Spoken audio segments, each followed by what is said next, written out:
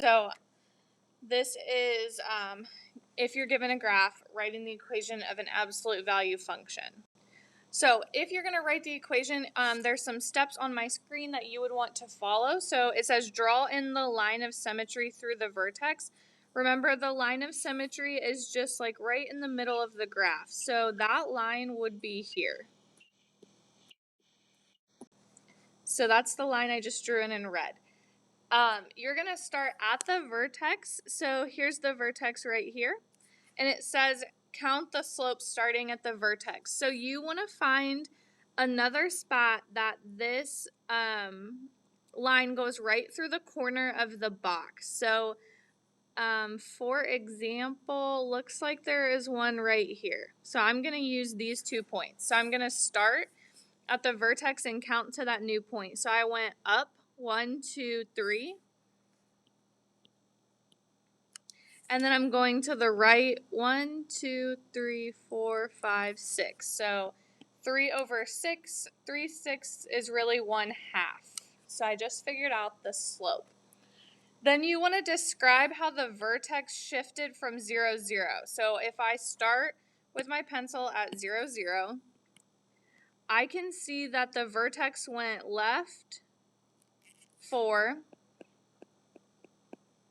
and then it went up 2.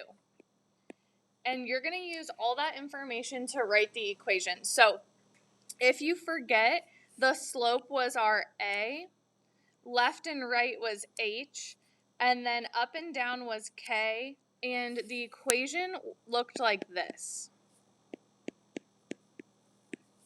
Oops. And so we're just going to plug all that in. So again, slope is A, so when I'm writing this out, y equals 1/2, and then you have your absolute value, and then you put x. If we had left 4, that really looked like +4, and up 2 would be +2 out here. So here's another one, same idea. If you like to draw in the axis of symmetry, you can. You can start with the slope or with H and K, doesn't matter. I'm just going to start by finding my slope. You do that by looking at the vertex and then finding a spot where it goes through the corner. So here's one. And if you look, it goes up 2, and then it goes right 2. And 2/2 is really just 1. So this is my A. Then you want to look at the vertex and how it moved. So we start at 0, 0, and we just look at how it moved. So it went right 2.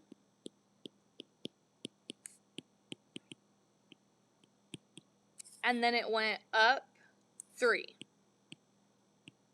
And so if you remember, right and left is H, up and down is K, and we're going to use all that info and plug it into this equation. So our slope is 1. If it's 1, you technically don't need to plug it in. If you put it out there, I won't count it wrong, but I'm just going to not put it there. We don't really need to put a 1 out in front. If it's right 2 for H, that's really -2. And then for K, up 3 would be +3. So this would be our equation. Okay, so same idea. You can draw in your axis of symmetry, so that's right through the vertex, right down the middle of the graph. Here's your vertex. Find another point that goes through the corner, so I'm actually going to go to this one. So this would be down 1, 2, 3, and to the right 2. And so this is my A. Then you want to start at 0, 0 and figure out how the vertex moved. So it went right 1,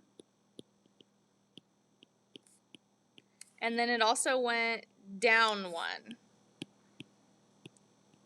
So this is H, this is K. And then you just plug all of that in. So For A, I plug in -3/2. It's always the opposite. So typically we think that right one would mean +1, but it's actually -1. So -1. And then down 1 would be -1. So just to recap one more time, this is always the opposite of what you think, and this is always like what you think. So if it's down, this really is going to be minus. If this is right, it's going to be the opposite. So not plus minus. It's very like weird, but. So this example, you're going to start the same way by drawing a line through your vertex. This is called the axis of symmetry. We want to use the vertex and another point that goes through the corner of the graph. So I'm going to go for this point. And we're going to start by counting our slope, which is our A. So we go down 1 and then right 3. So A is going to be -1/3. Then we want to write directions for our vertex. So we're going to start at 0, 0. And we're going to count to the vertex. So I would go left 1, 2, 3, 4, 5, 6, 7. And then I would go up 7. Left and right gives me my H, up and down gives me my K. And then I just want to use that information to fill in my equation. And so A is -1/3.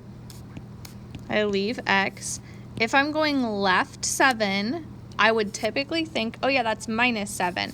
But this means it needs to be the opposite of what you think. So it should really be +7.